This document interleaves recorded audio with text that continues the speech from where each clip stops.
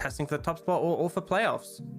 Yeah, it really is. We are obviously a little bit behind, so we are going to be jumping straight to picks and bans. You can see on the lower third there, we have a look now at absolutely is right at the end when you're coming towards the important games. I would much rather a situation like what RNG has, where they're losing their first 5 series and then coming back and winning 6 in a row. That's the kind of style that I would much prefer to see. That is the dream, and that's what you want to see. As I see that now, flash forward, face breaker there by Chocho as he jumps in straight away, trying to get this one. Was a very DP onto this one, as he's going to be trying to join into this fight. It is still now a 4v4. Flash is being burnt, and the Haymaker not able to come out in time. Forge in a little bit of trouble. He flashes forward, lands himself the Q, and gets himself out. It's still a 2 for 2 in the exchange. LNG won't be unhappy with that. Resets, but had them available to fight one longer. I think that's why Rogue Warriors knew they had to disengage. You know, remember, no flash from Betty now. I was just about to say, there's going to be no summoners here for Betty. He can't do anything. Chocho, walk away. You don't need to be here, but he gets concussive blowed as well. He's going to try and get himself out, but it's 2 quick kills, and LNG fully punished this bot side. Rogue Warriors just not expecting the trundle in the bush.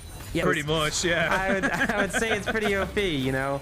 Either that or the alternatives are just underpowered, right? You know, that's the sort of question you have to raise. It could be a situation, but then again, if everything else is underpowered compared to one thing, does that not just mean it's also overpowered? Well, we're going to see who's overpowered in this fight. Do you see the Glacial Fish are good to kind of zone people away? I don't think LNG want this fight just yet. They're not quite in position, but they are now. Look, Iwandi is waiting. He's saying, look, if you ain't going to engage on me, I'm going to engage on you. There's the Trundle Pillar of Ice to try and get him in, but a good disengaging Chains of Corruption keeps everyone locked up and away from this fight on LNG. Forge feeling comfortable, feeling good. Rogue Warriors strike back after a delayed Rift Herald fight. Yeah, yeah. A little bit of a HP difference there, I will definitely say. So playing it safe in that situation. Icon, he's feeling confident with the mana pool, but he's gonna get engaged though. He's by himself, and oh my word, he just gets picked off.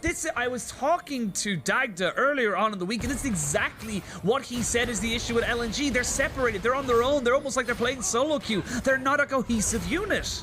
Put yourself in such a compromised position, and again, it means that now Rogue Warriors can lean towards this top side very comfortably and take this first tower. You know, sometimes you see this great mitigation from LNG. They deny the held. I'm like, okay, good job, and then they just do something like. So he's going to do that right now, and of course you can see Light just trying to stack up towards his Manamune right now, as we now see Iwandi in a little bit of trouble. The Unbreakable goes up, but nowhere for you to go. Flashes over the wall and uses his exhaust as well, but to just absolutely no avail. Nice little pick off here from Rogue Warriors, and they're just using the vision they had from before. Yeah, and Iwandi is kind of been looking a bit rough this game, honestly. Just pushing too far forwards, not respecting, not grouping up with the teammates. And again, is as you said when you were talking about Dagda's statement about how this is kind of LNG's weakness, this disconnect between the members. Just those exact lyrics it could be something like window shopping, like they're window shopping or something, and I'm just like, I don't know. We'll figure it out. We'll figure it out. We'll work it out in post. But LNG, they just bully RW off, and now we're going to see the showstopper to start all of things off. We're going to see the Glacial Fisher to try and disengage, and this is all right for LNG. They're trying to see if they can get the kills down. The Viego, however, will not get the reset. The Gore Drinkers, good Everfrost though onto 2 means that Forge and Xiao Hao cannot continue. LNG just get a dragon and they get out 1 for 1. They're happy. Not, and especially with a Mountain Soul, which is such a powerful one to pick up early. But later in the game, when people have percentage penetration, enough damage to cut through the shields, it's not as big. Now, Rogue Warriors are starting the Baron. There isn't actually any vision nearby here. I love this. I love this. And they're even throwing the Varus into mid lane to make sure that absolutely nobody goes undetected. They're now putting the pings down to say, hang on, these guys have been AFK for a little bit. Tarzan is around. They now know he's coming in. They now know it probably is being taken down and gone. Taken away from LNG. Rogue Warriors steal away the Baron. Forge caught between a pillar and a wall, but he is fine. Great awareness for Rogue Warriors. Yeah, really good angle, but Rogue Warriors don't really care. They can just lean into this bot wave that Forge is set up and apply pressure to this tier 2 tower. Icon and Ale are there to try and defend, but again, they can't really do anything to this cannon minion.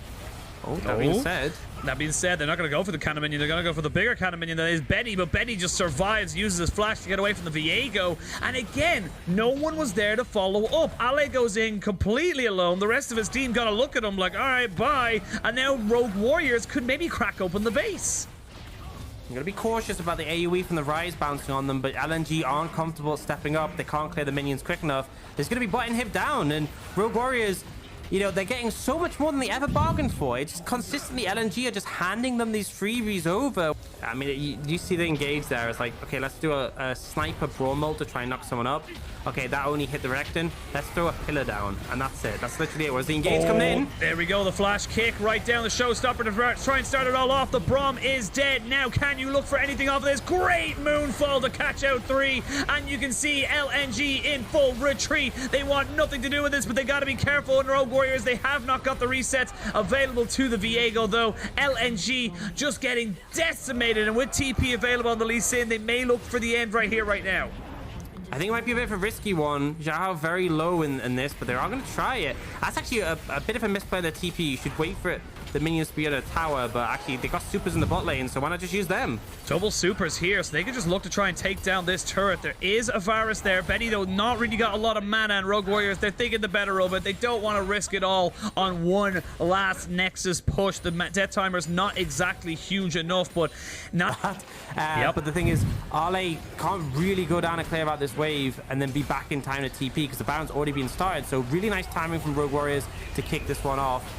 The inhibitors respawning soon, but the fight's kicking off already. The fight is kicking off. Glacial Fissure has been used. Chocho takes a lot of damage. Force goes in with the kick to try and set this one all up. The Brom is dead, but they get take down the Icon. The Rise is gone, and Forge is still pushing forward. It's a very, very good fight for Rogue Warriors, and they have a TP on ZDZ if they want to try and end the game. That's a quadra kill here for Betty on the Varus, and game 1 goes to RW in, honestly, a very convincing fashion.